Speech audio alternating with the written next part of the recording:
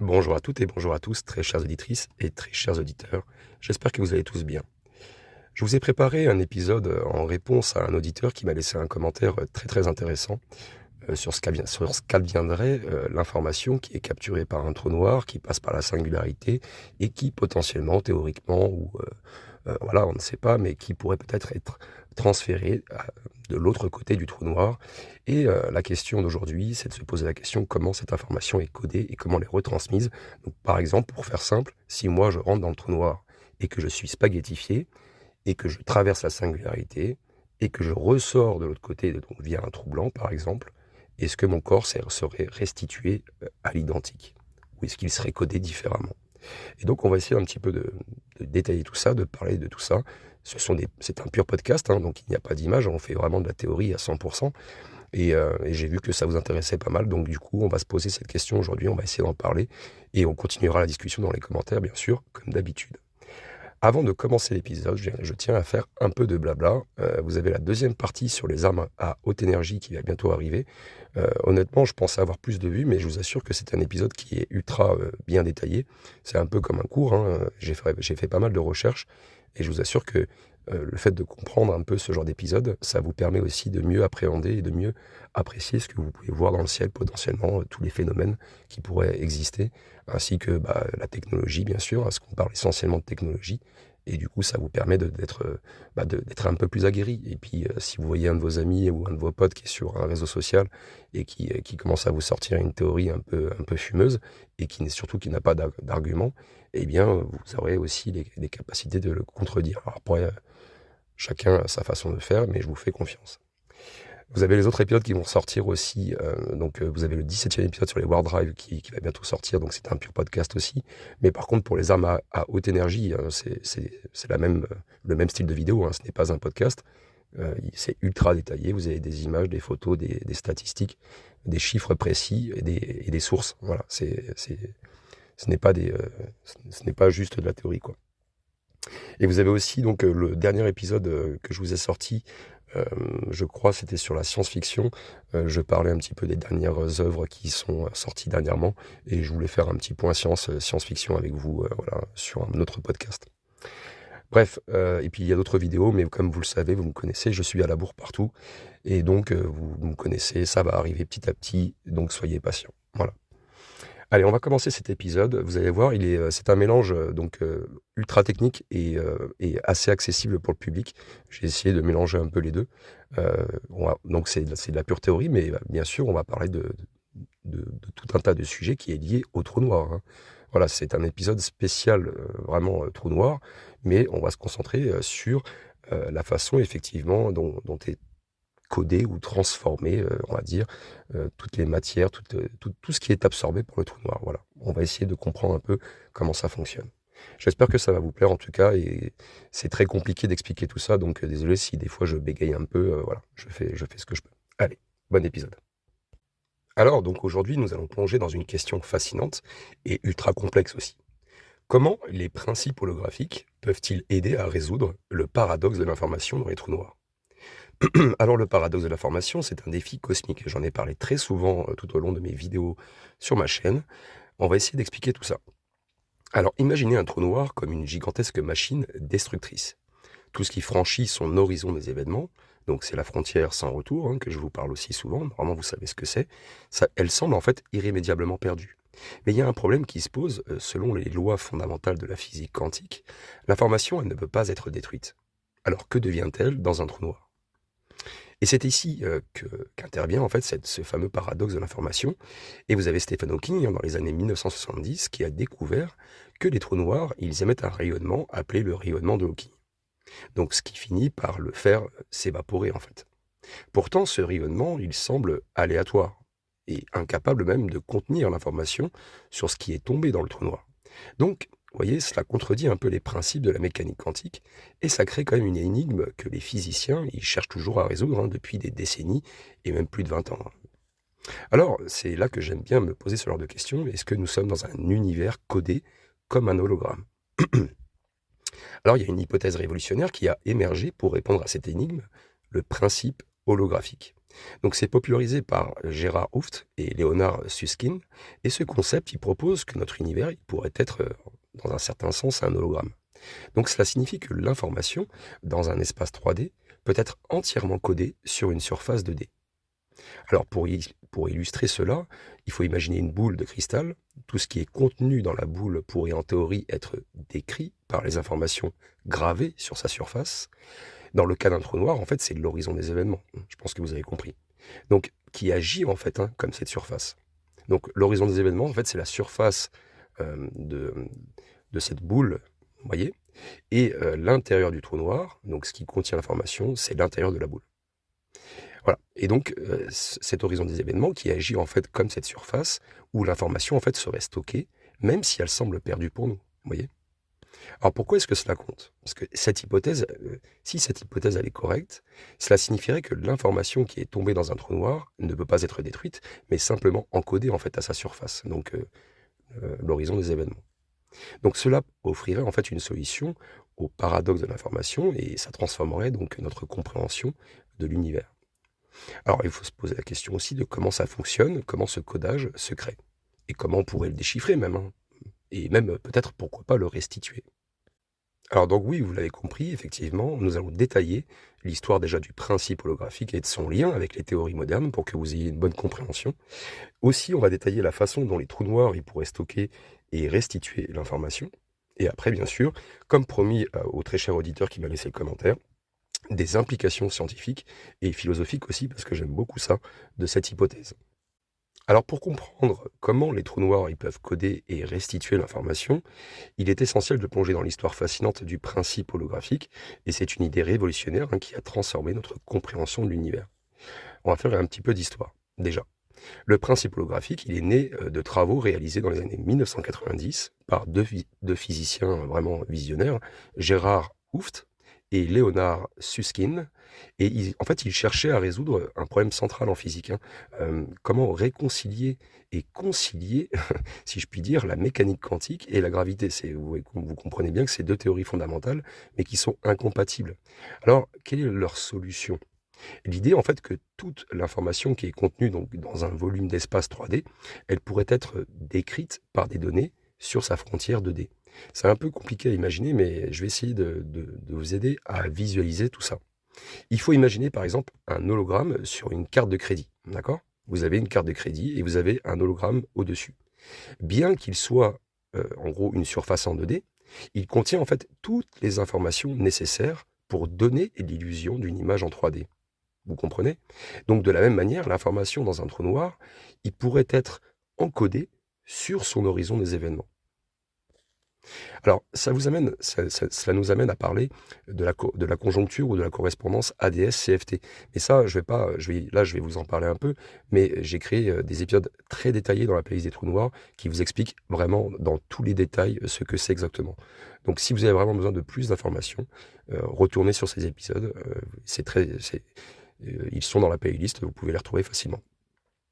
Alors, en 1997, il y a une avancée majeure qui est venue renforcer en fait cette idée grâce au physicien Juan Maldacena, qui a formulé donc la célèbre conjoncture ou la correspondance ADS-CFT.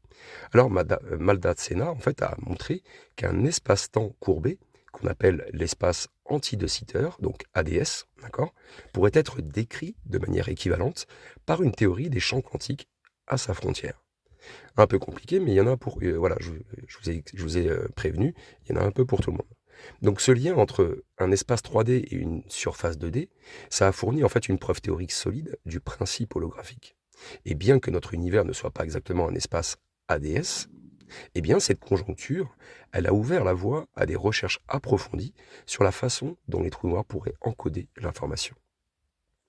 Alors, les travaux de Maldacena et de ses collègues, bien sûr, il n'était pas tout seul à bosser dessus, ça a permis quand même de considérer les trous noirs eux-mêmes comme des hologrammes. C'est ça qui est incroyable. Et donc, l'horizon des événements que vous connaissez, cette frontière au-delà de laquelle rien ne peut s'échapper, en fait, elle agirait comme une surface holographique qui contiendrait en fait toute l'information sur les objets ayant traversé cette frontière. Alors, quand on parle d'objets, on parle de tout, d'accord? Ça peut être des photons, de la lumière, de la matière, de l'énergie, enfin tous les mots que vous pourriez imaginer et qui traversent ce trou noir et de toute façon, il rentre dedans et il ne peut pas en ressortir. Donc on va prendre une simple analogie. Imaginez par exemple une boîte fermée, d'accord? Qui contient un livre à l'intérieur. Donc vous ne pouvez pas voir l'intérieur, mais toutes les informations que contiennent ce livre, donc son contenu, sa couleur, sa taille, le nombre de pages, etc., seraient encodées sur la surface extérieure de la boîte. Donc ça fait penser un peu à une technologie extraterrestre, hein, où voilà, vous avez des symboles un peu spéciaux dessus. Vous passez la main dessus sur différents symboles, un peu comme Stargate, la porte des étoiles, et tac, vous arrivez à ouvrir soit vous arrivez à ouvrir la boîte, soit vous arrivez à passer par le trou de verre, quoi. Et donc, dans le cas d'un trou noir, en fait, la surface extérieure, c'est l'horizon des événements, et c'est là que l'information serait stockée. C'est juste que nous, en fait, on n'arrive pas à comprendre comment, ni même à visualiser comment est encodée, en fait, l'information à la surface de l'horizon, sur la surface de l'horizon des événements. J'espère que je suis assez compréhensible, en tout cas. Alors, l'information, donc, n'est pas perdue, parce que c'est une implication on va dire, c'est une des implications profondes qu'on pourrait constater, c'est que l'information n'est pas perdue. Bien que les objets, en fait, ils disparaissent à l'intérieur du trou noir, leur information, elle reste accessible sur l'horizon des événements, selon la théorie, bien sûr. Après, cela nous amène à un nouveau cadre pour la gravité quantique. En gros, si c'est vrai, eh bien, le principe holographique, il pourrait être la clé pour unifier la relativité générale et la mécanique quantique. Donc les deux piliers fondamentaux, mais qui sont encore pour l'instant actuellement incompatibles. Ils ne sont pas compatibles physiquement, quoi. Et après, bien sûr, ça nous amène à une vision radicale de l'univers, si je puis dire. Parce que si les trous noirs, ils fonctionnaient ainsi, pourrait-il en être de même pour l'univers entier? Ça, c'est une question de fou, hein, mais c'est le cas.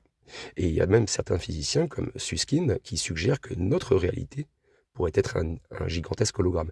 Et moi-même, je vous avais déjà créé des épisodes là-dessus, où j'essayais de vous expliquer, on va dire, le plus simplement possible, en gros, que la façon dont nous, on vit notre vie, on serait donc une forme de jeu vidéo, si vous préférez, par des entités qui sont extrêmement avancées, qui se font un peu chier, qui n'ont rien d'autre à faire et qui essaient de parcourir l'histoire en, en créant différentes réalités pour apprendre encore plus de choses ou même pour rétablir des choses qu'ils avaient fait, ou rétablir des erreurs qu'ils avaient faites à l'époque. Bref, quand on parle d'entités qui ont 3000, 4000 ans ou 1 milliard d'années d'avance sur nous, bien sûr, on ne peut pas l'imaginer, c'est très compliqué.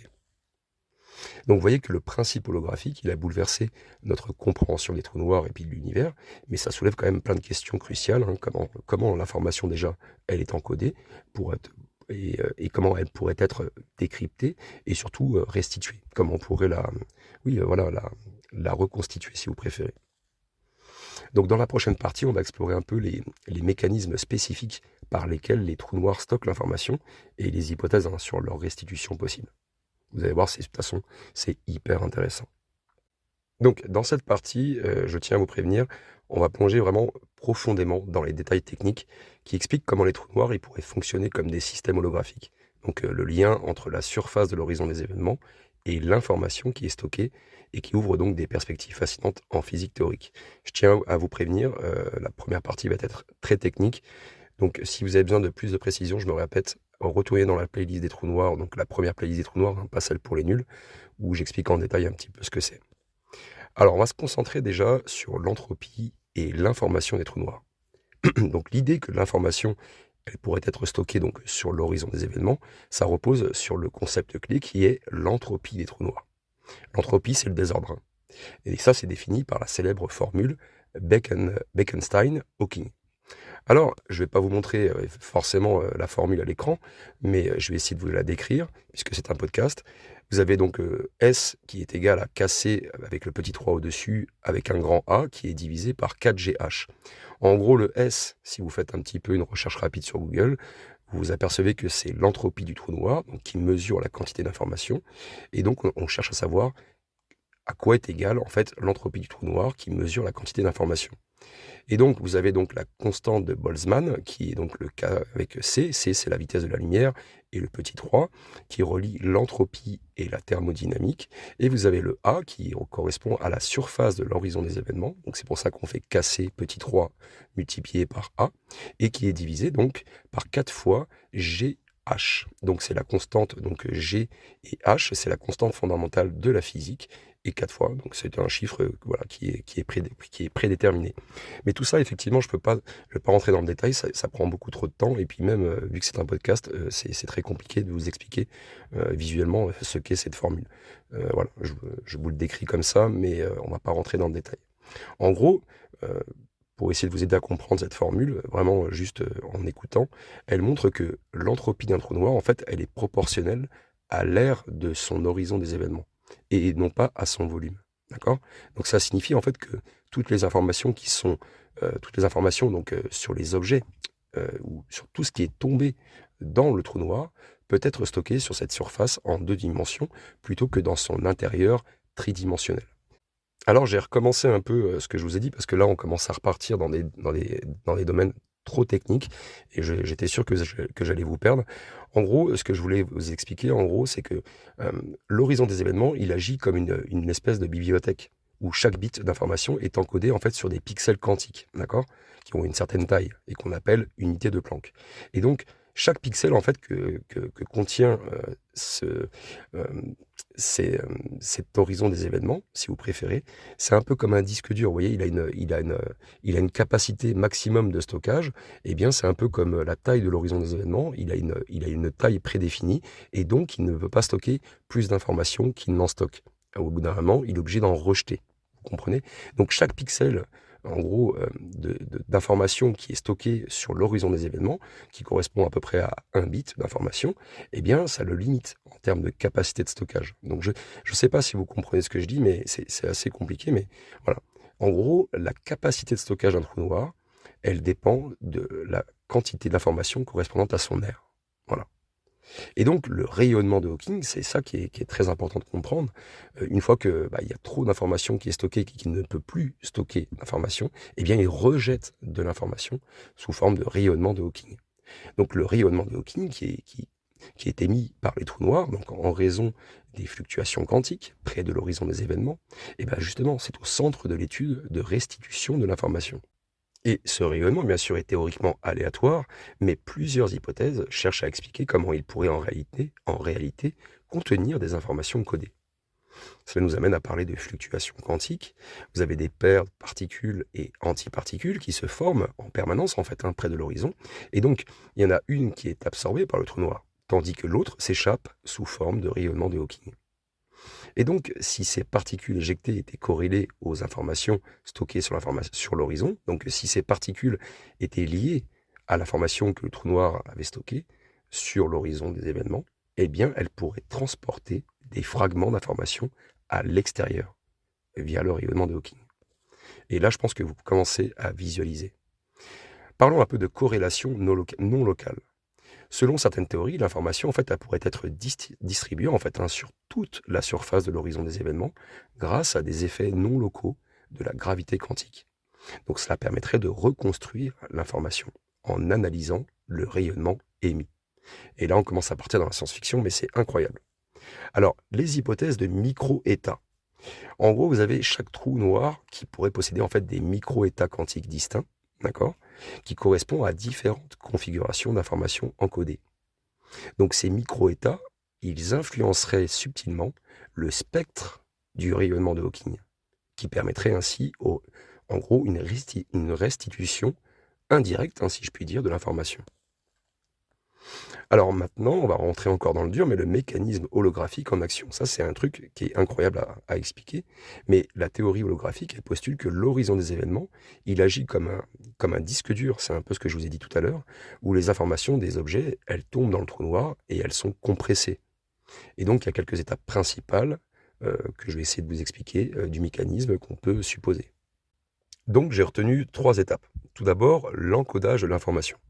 En gros, lorsqu'un objet franchit l'horizon, donc ses propriétés, la masse, la charge, le moment angulaire, composition chimique, etc., sont transformés en fait en bits d'information et qui sont stockés sous forme d'oscillations gravitationnelles ou d'états quantiques. D'accord? Ensuite, la deuxième étape, c'est le stockage sur l'horizon.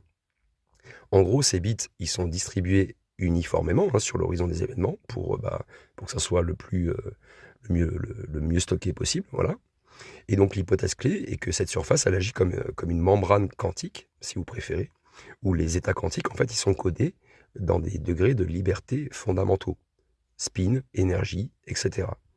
En gros, elle fait en sorte, euh, cette information, elle est distribuée également et intelligemment tout autour de l'horizon des événements. C'est pour faire plus simple. Et après, vous avez l'évaporation et la restitution. Lorsque le trou noir, en fait, il s'évapore à cause du rayonnement de Hawking, eh bien, l'information encodée sur l'horizon pourrait être restituée progressivement sous forme de particules éjectées, où chaque particule, en fait, porte une partie du message. C'est incroyable comme théorie. Alors, quelles sont les limites actuelles? Parce que bien sûr, là, on se fait plaisir, on fait de la théorie. Malgré ces hypothèses fascinantes, bien sûr, il y a plusieurs défis techniques qui restent à résoudre. Tout d'abord, la complexité des corrélations. Il faut comprendre que le rayonnement de Hawking, c'est incroyablement complexe à analyser parce qu'il est influencé par une infinité de facteurs, les interactions gravitationnelles, les fluctuations quantiques et d'autres termes que l'on pourrait employer. Et donc, identifier les corrélations qui codent l'information, ça reste quand même un défi énorme. Après, il y a aussi la gravité quantique. On commence tout juste un petit peu à découvrir. On ne dispose toujours pas encore d'une théorie complète de la gravité quantique pour modéliser précisément comment l'information est encodée sur l'horizon. Mais la théorie des cordes et la gravité quantique à boucle, elles proposent quand même des pistes intéressantes, mais elles ne sont pas encore unifiées. Donc ça reste encore compliqué à bien visualiser.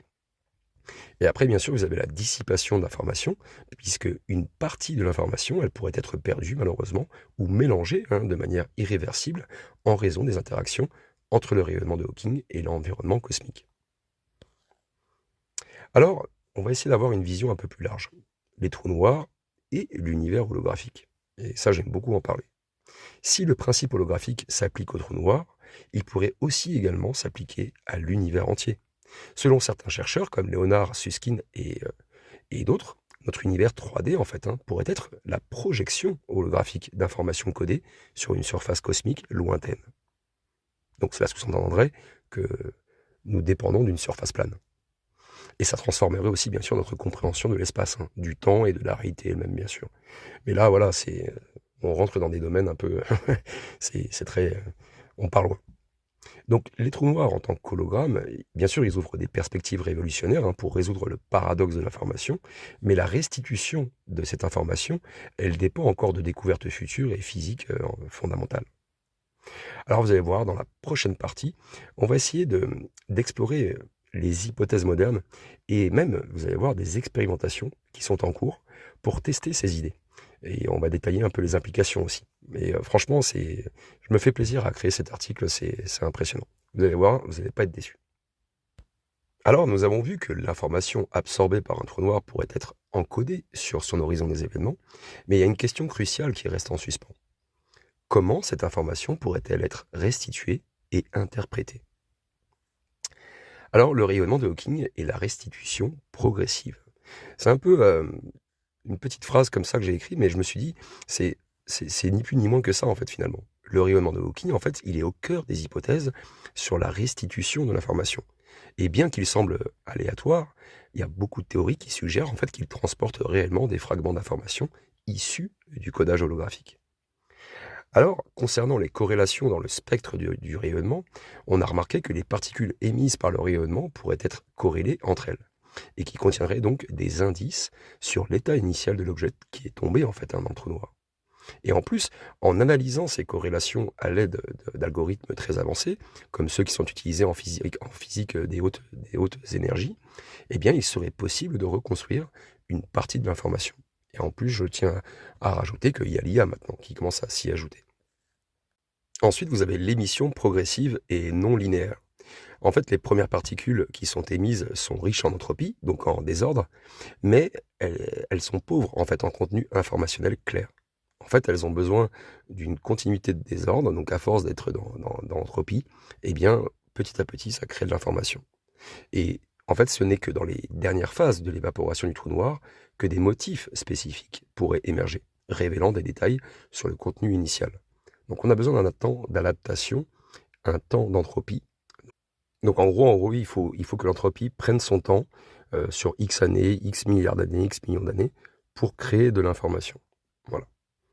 Donc, les physiciens, ils utilisent des simulations qui sont basées en fait sur des théories de gravité quantique et et puis même des méthodes statistiques pour modéliser ces corrélations.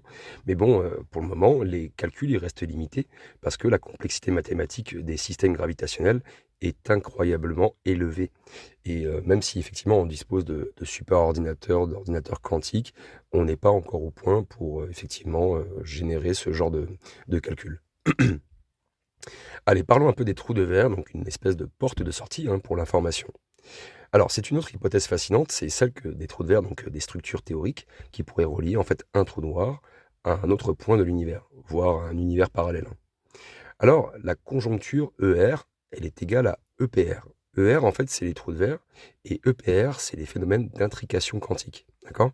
Donc ça a été formulé par Maldacena et Susskind à l'époque, et cette conjecture, en fait, elle propose que les trous de verre et les phénomènes d'intrication quantique sont deux faces, en fait, d'une même pièce. C'est la même chose, quasiment. Donc cela signifie qu'un trou noir, il pourrait être connecté par intrication à une région éloignée de l'univers, et donc qui permettrait à l'information de voyager, entre guillemets, au-delà de l'horizon. D'accord? Et donc, ça nous amène à parler un petit peu de restitution via un trou de verre. Si cet objet intriqué, d'accord, entre dans un trou noir, son état, il pourrait être accessible depuis l'autre extrémité du trou de verre. Cette idée, elle reste quand même spéculative, parce qu'elle nécessite une gravité quantique pleinement fonctionnelle, et puis même des expériences encore impossibles à réaliser. Et puis en plus, voilà, comment l'information est restituée matériellement parlant. C'est très compliqué à visualiser. Donc la conjoncture ER égale EPR, et elle est certes élégante, mais elle est hautement spéculative pour l'instant parce qu'elle repose sur des concepts encore non testés empiriquement. Mais voilà, il faut garder espoir, elle pourrait quand même révolutionner notre compréhension de la causalité et du transport de l'information dans l'univers. Parlons un peu maintenant de la gravité quantique et des micro-états des trous noirs. Ça, c'est vraiment intéressant aussi. D'ailleurs, je ne le connaissais pas. C'est une autre piste de recherche qui porte en fait sur les micro-états quantiques des trous noirs. En fait, ces états ils seraient responsables du stockage de l'information qui sont encodés sur l'horizon des événements. Et donc, on va essayer de décrire un peu ce qu'est un micro-état. En gros, les trous noirs, selon les théories des cordes, elles posséderaient des milliers, voire des millions de configurations internes possibles. C'est-à-dire que chaque micro-état représente une disposition unique de l'information absorbée. Donc je parle pas quand je dis micro-état, c'est pas un état, un pays, hein. C'est l'état dans lequel se trouve cette corde, cette particule, cette énergie, je ne sais pas comment on peut l'appeler, vous voyez, mais pour qu'on se comprenne bien quoi. Et donc l'étude des micro-états, elle implique de comprendre comment ils influencent le spectre d'énergie qui est émis par le trou noir lors de l'évaporation, lors du rayonnement de Hawking. Alors vous allez voir, on va partir loin, mais on a des hypothèses de supertranslation. C'est une idée récente qui suggère que les supertranslations, donc des déformations subtiles de l'horizon des événements, qui est causée par l'absorption d'objets. Et ça pourrait être la clé pour encoder et restituer l'information. En gros, ces perturbations gravitationnelles, elles seraient mesurables si on disposait de capteurs ultra précis, capables de détecter les modifications de la géométrie de l'espace-temps. Donc voilà, c'est encore plus précis que les ondes gravitationnelles, quoi. Alors il y a des expériences possibles pour tester ces hypothèses, bien sûr. Il faut tester cette hypothèse. Et donc la restitution de l'information dans les trous noirs, je pense que vous avez compris, c'est extrêmement difficile, et du moins à imaginer, à théoriser. Mais il y a des pistes expérimentales qui sont explorées, et je vais vous en énumérer quelques-unes. Tout d'abord, les simulations numériques avancées. Vous avez des superordinateurs qui simulent des collisions de trous noirs et qui analysent le rayonnement gravitationnel qui est produit. Et donc ces simulations, elles pourraient révéler des indices sur l'encodage et la restitution de l'information. Mais encore une fois, je voudrais faire une parenthèse là-dessus. Je ne sais pas si vous vous rendez compte du degré de complexité de cette simulation, puisqu'effectivement, on pourrait Imaginez comme un jeu vidéo qu'on a, hein, où on pourrait faire rentrer plusieurs trous noirs l'un l'autre. On voit un peu que ça crée des interactions gravitationnelles énormes. Tout explose, tout pète. Mais cette simulation moi je vous parle, celle qui est avancée, elle permet de voir dans l'infiniment petit aussi. Et donc de voir toutes les différentes particules interagir entre elles. Et c'est ça qui est incroyable. Et c'est ça d'ailleurs qui différencie des logiciels publics qu'on a ou même des simulateurs publics qu'on a. Comme je vous l'ai déjà dit très souvent, l'armée et les entreprises privées ont au moins 25-30 ans, même peut-être plus d'avance sur nous, technologiquement parlant. Donc quand on parle de simulation avancée, de simulation numérique avancée, on parle de super ordinateurs qui sont vraiment énormes, d'accord, et qui sont énergivores à fond les ballons, et, et qui vous fait des calculs, comme je vous l'expliquais la dernière fois dans un des autres épisodes. Vous avez des super ordinateurs qui sont hexascales, donc c'est des milliards de calculs à la seconde. Donc je ne sais pas si vous vous rendez compte de la quantité d'informations qu'il peut traiter très rapidement, et, euh, et même malgré ça, on a encore du mal à, à créer des simulations numériques ultra précises, quoi. Ensuite, parlons des observations astrophysiques. Vous avez donc les instruments comme le télescope Event Horizon, donc le HT, qui permettent de visualiser les ombres des trous noirs. Donc les irrégularités en fait dans ces ombres, elles pourraient potentiellement fournir des indices sur le stockage d'informations. Vous avez aussi les ondes gravitationnelles qui sont détectées par LIGO et Virgo lors de fusion de trous noirs, qui offrent également une opportunité d'étudier leurs propriétés internes. Et bien sûr, vous avez des expériences en laboratoire, parce que ça existe déjà, mais bien que recréer un trou noir soit impossible, hein, bien sûr, hein, je tiens à vous rassurer, il y a des analogues en laboratoire, comme les condensats de Bose-Einstein, qui peuvent simuler des effets similaires. Et ces systèmes, ils permettent d'étudier comment l'information, elle est stockée et restituée dans des environnements contrôlés. Alors, bien sûr, ça nous amène vers une nouvelle compréhension de l'univers.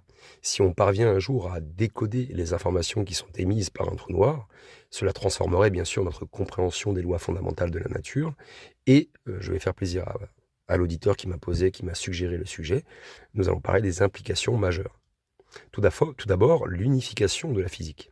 Donc ça confirmerait bien sûr les théories qui vont unifier la gravité et la mécanique quantique. Donc ça ouvrira la voie à une gravité quantique complète. Vous avez aussi la réalité holographique. Donc si les trous noirs ils fonctionnent comme des hologrammes, ça renforce l'idée que l'univers entier en fait pourrait être une projection holographique.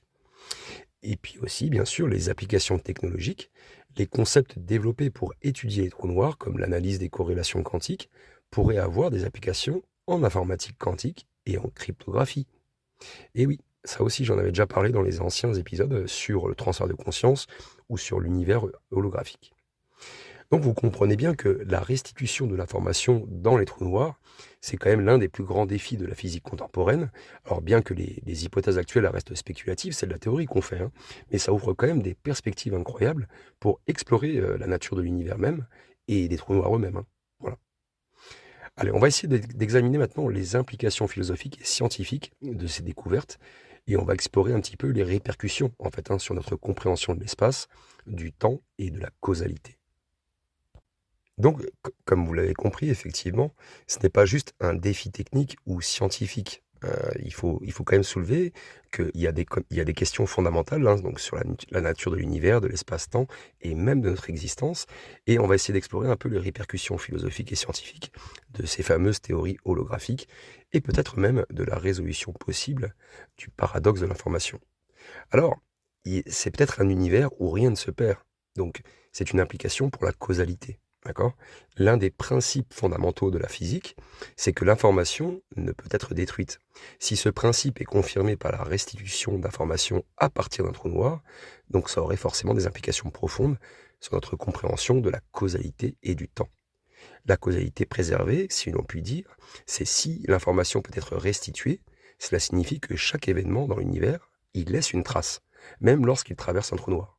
Donc ça préserve le déterminisme quantique et garantit que l'univers est un système où tout effet a une cause identifiable. Et donc ça implique également que le passé, le présent et le futur sont intimement liés et qu'il est théoriquement possible de reconstruire un événement passé en analysant ses traces. C'est pour ça que je vous parlais d'anciennes civilisations et je ne parle pas de civilisation humaine, je vous parle de civilisation extraterrestre qui aurait peut-être 3000 ans, 1 million d'années, 1 milliard d'années d'avance sur nous, et qui, bien sûr, seraient complètement... euh, on ne pourrait même pas les identifier, on ne pourrait même pas les imaginer. Peut-être qu'ils sont même déjà là et qu'on ne les voit pas. Donc le temps, c'est un peu aussi comme une boucle. Les théories holographiques et les hypothèses sur les trous de verre, ils suggèrent que le temps pourrait ne pas être linéaire en fait. La restitution d'informations, elle pourrait donner lieu en fait à des interactions entre le passé et le futur. Et là, ça remettrait en question notre compréhension traditionnelle du temps. Là, j'avoue, je pars loin, mais c'est pour que vous compreniez bien ma pensée. On va parler un peu de perspective philosophique. Cette idée, donc, elle amène à réfléchir à une question essentielle. Si l'information est éternellement conservée, cela signifie-t-il que rien ne peut véritablement disparaître dans l'univers? Cela pourrait donc renforcer une vision où l'univers est un système fermé et où tout est interconnecté en fait. C'est incroyable comme théorie. Et donc l'univers comme un hologramme, ça pourrait être une nouvelle perspective cosmologique. Le principe holographique, en fait, il élargit cette idée en fait, au-delà des trous noirs. Si les informations de l'univers entier peuvent être codées sur une surface bidimensionnelle, alors notre réalité en 3 dimensions pourrait être une simple projection. Et cela nous amène donc à des implications pour la cosmologie, bien sûr. Dans cette vision, l'univers observable pourrait être une illusion en 3 dimensions qui est codée à la surface de l'horizon cosmique. Donc l'équivalent de l'horizon des événements pour l'univers, bien sûr. Et donc là, oui, cela remet en question la nature même de l'espace, et est-il un concept fondamental ou émerge-t-il de ces codes holographiques? Et là, votre cerveau, il commence à chauffer. Et donc, la limite de la connaissance humaine, c'est là qu'aussi nous sommes limités, je pense. Et même si nous-mêmes, nous étions un programme, eh bien, le programme mère, donc le code, la partie maître du code, préserve les personnages qui sont à l'intérieur du code pour qu'il n'ait pas conscience qu'il soit dans un monde créé. Il n'a pas conscience de ça. Et donc, nous sommes limités, si je puis dire, de par notre interaction par rapport au monde extérieur, de par notre vision du monde, nos sensations, et aussi de par le codage qui a été fait dans l'univers. Et donc, si l'univers est un hologramme, cela signifie que nous ne percevons qu'une partie limitée de la réalité. L'horizon cosmique, donc, il agit comme une frontière infranchissable, au-delà de laquelle nous ne pouvons obtenir aucune information. Il y aurait des mises à jour continuelles, même si nous, on progresse technologiquement parlant pour avoir encore plus de technologies, pour comprendre encore plus ce qui nous entoure autour de nous, eh bien le programme lui-même, il fera en sorte de se mettre à jour pour que nous ne puissions pas voir ce qui se passe au-delà du programme. Et donc cela soulève des questions philosophiques très profondes sur ce que nous considérons comme réel en fait. Voilà. Et si tout est une projection, comment savoir ce qui constitue la véritable substance de l'univers? Alors quelles sont les conséquences pour la gravité et la mécanique quantique? La restitution de l'information par les trous noirs, elle pourrait fournir une clé pour unifier donc la mécanique quantique et la relativité générale, et ces deux théories, bien que puissantes, elles restent incompatibles encore à l'heure actuelle sur certains aspects fondamentaux. Tout d'abord, un pas vers la gravité quantique. Si les informations stockées dans un trou noir peuvent être décrites par une théorie quantique des champs sur l'horizon des événements, cela suggère que la gravité elle-même peut être quantifiée. Vous voyez? Et donc cette avancée, elle pourrait déboucher sur une théorie complète de la gravité quantique qui est capable de décrire l'univers à toutes les échelles, de l'infiniment grand à l'infiniment petit. Et bien sûr, il faut des défis expérimentaux. Il faut tester ces idées, parce que même si on essaie de les tester, c'est incroyablement difficile de toute façon. Les trous noirs, ils sont incroyablement distants, et en plus leur rayonnement est extrêmement faible, et en plus, bon, même s'il y a des progrès dans l'observation astronomique, comme le télescope Event Horizon, et même dans les avancées de simulation numérique avec l'IA, eh bien, ça reste quand même très difficile, même si un jour, on pourrait peut-être entrevoir une petite partie de preuves concrètes, mais pour le moment, on n'y est pas encore. Alors, vous me connaissez, je vais pousser encore plus loin, mais il y a aussi des implications pour la conscience et la vie. L'idée, en fait, que l'information n'est jamais détruite, elle soulève forcément des questions sur la nature de la conscience, et moi-même j'y suis très attaché, et de la vie elle-même. Donc, on peut parler de la mémoire de l'univers. Si l'univers il conserve une trace de tout ce qui s'y passe, cela inclut-il aussi des aspects immatériels, comme les pensées et les souvenirs? Ça, c'est une très bonne question. Et donc ces concepts, bien qu'ils relèvent pardon, davantage de la philosophie, hein, que de la science, ça trouve quand même un écho, dans les théories sur l'information. Et c'est vrai, moi-même qui je pense que, notre conscience est liée quelque part, intriquement liée, quantiquement parlant, à toute autre chose qu'il y a dans l'univers. Et donc dès lors qu'on meurt, notre corps meurt, notre conscience, elle, est transférée quelque part, dans un autre corps, ou dans quelque chose d'autre, pour évoluer en fonction de son apprentissage. Alors, si nous ne comprenons pas comment un trou noir encode et restitue l'information, est-ce qu'on pourrait un jour appliquer ces principes pour sauvegarder et restituer des informations humaines? Pour le moment, bien sûr, on ne le comprend pas, mais si un jour on le comprend ou si on arrive à le faire, est-ce que vous pensiez vous-même qu'on pourrait restituer des informations humaines? Ça, je trouve ça un peu fou, quoi. Ça ouvre des possibilités fascinantes, hein, dans le domaine de l'intelligence artificielle, de la biotechnologie, etc. Je vous avais dit, on part très loin, hein, dans cet épisode. Voilà, on va continuer de toute façon sur le nouveau paradigme scientifique et philosophique. On va essayer de développer des idées qui ont été explorées. euh, et on va essayer de comprendre un peu plus comment cela fonctionne à différents niveaux. Tout d'abord, il y a l'aspect scientifique. Donc l'aspect scientifique qui pousse les limites de la physique. Ça remet en question la notion d'espace, de temps et d'énergie. Et bien sûr, nous avons la philosophie qui invite à repenser ce que signifie exister dans un univers où rien ne se perd, mais tout se transforme.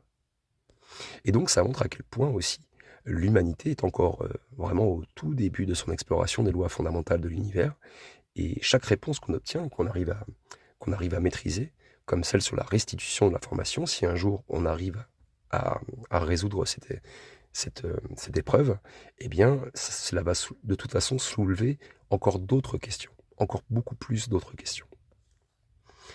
Donc vous voyez, on vient d'explorer un petit peu comment les principes holographiques et la restitution d'informations dans les trous noirs redéfinit en fait, hein, notre compréhension de l'univers et même de nous-mêmes, vous voyez. Mais ça ne marque pas la fin de notre voyage, entre guillemets. Dans la prochaine partie, on va essayer de conclure un peu toutes ces idées qu'on a eues et même ouvrir des perspectives sur les futures recherches qui pourraient peut-être un jour transformer ces hypothèses en réalité. Allez, poursuivons maintenant par la conclusion et un peu aussi une ouverture d'esprit. Et après, je vous réserve une petite surprise à la fin. Donc, on arrive donc à la fin de cet épisode, hein, où on a exploré, je pense, en profondeur l'un des plus grands mystères de l'univers. C'est la restitution de l'information dans les trous noirs et de son lien même avec les principes holographiques. Alors, on va essayer de résumer un peu les idées principales de cet épisode pour qu'on puisse clarifier tout ça.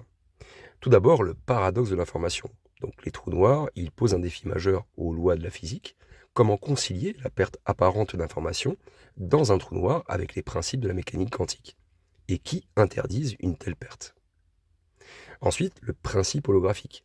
Grâce à des travaux théoriques de pionniers comme Gérard Hooft ou Leonard Susskind et Juan Maldacena, nous avons découvert que l'information contenue dans un volume 3D pourrait être potentiellement encodé sur une surface 2D, comme l'horizon des événements d'un trou noir.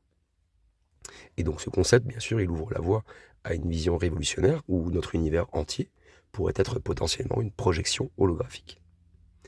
On a aussi parlé de la restitution de l'information, où il y a plusieurs hypothèses qui ont été explorées, notamment le rôle du rayonnement de Hawking, les corrélations entre particules et l'influence des micro-états quantiques du trou noir.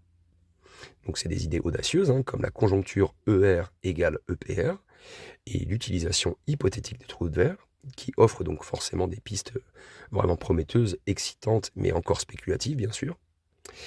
On a exploré aussi les implications scientifiques et philosophiques. La résolution du paradoxe de l'information, bien sûr, pourrait révolutionner la compréhension de la gravité, du temps, de l'espace, et même poser des questions sur la nature même de notre existence. Alors bien sûr, il y a des questions qui restent ouvertes, bien qu'il y ait des progrès théoriques considérables, hein, qui ont été réalisés ces 40 dernières années. Il y a quand même de nombreuses questions qui demeurent. Tout d'abord, le stockage de l'information. Comment les micro-états quantiques d'un trou noir sont-ils réellement organisés sur l'horizon des événements? Donc je suppose que c'est un programme qui met en place ce genre de choses, un peu à l'image, pour vous le rappeler, du disque dur qui est écrit sur une surface en 2D. Donc vous avez une tête de lecture, une tête d'écriture, qui écrit, sur la surface et donc forcément, cette tête n'agit pas toute seule. C'est un programme d'un ordinateur qui commande cette tête de lecture ou cette tête d'écriture et d'écrire de l'information. Donc ça sous-entend qu'il pourrait y avoir aussi, un programme ou quelque chose au-dessus, au-delà, qui, heu, qui corrige ou qui modifie, notre compréhension de la réalité ou qui même, crée notre réalité. Après, vous aviez la récupération de l'information. Donc, pouvons-nous en fait vraiment espérer mesurer ces données dans le rayonnement de Hawking, où les informations sont-elles dispersées au point de ne jamais être reconstituées? Alors, il y a deux possibilités là-dessus, hein, je pense. Hein. Donc, je pense que d'un point de vue technologique, je pense qu'on sera petit à petit amené à développer des technologies qui seront capables d'analyser toutes ces particules, tout ce qui en ressort de ce rayonnement de Hawking. Donc, on sera plus, mieux à même à analyser ce genre de données. Après, de là à comprendre quel type de données et comprendre même que toute matière qui a traversé l'horizon des événements soit encodée et restituée d'une façon soit différente, soit identique dans un autre univers ou dans un autre endroit de l'univers, eh bien bon, bah, ça reste quand même un petit peu de la spéculation, c'est très compliqué d'imaginer. Et après, bien sûr, vous avez l'univers comme hologramme, bien sûr, et ça, c'est une des théories qui me plaît le plus. C'est qu'en gros, bah, si notre réalité est une projection holographique, qu'est-ce qui constitue en fait la surface réelle où cette information est codée? Voilà. Et ça, ces questions, j'avoue, ça montre comment, bah, déjà que, en fait, nous sommes très loin d'une compréhension complète, ça c'est sûr, qu'on est très loin technologiquement parlant, spirituellement parlant, et même d'un point de vue biologique, je pense même on n'est pas fait pour visualiser ce genre de choses et comprendre ce genre de choses. Voilà, on n'est pas fait pour ça, je pense pas. Alors, quelles sont les perspectives d'avenir? Parce qu'il faut quand même théoriser un peu. Le chemin, en fait, vers une solution définitive du paradoxe de l'information et même une validation expérimentale du principe holographique, voilà, c'est encore très loin. Mais il y a quand même des perspectives qui sont très encourageantes. Tout d'abord, comme je vous l'ai dit, d'un point de vue technologique, l'amélioration dans l'observation astronomique.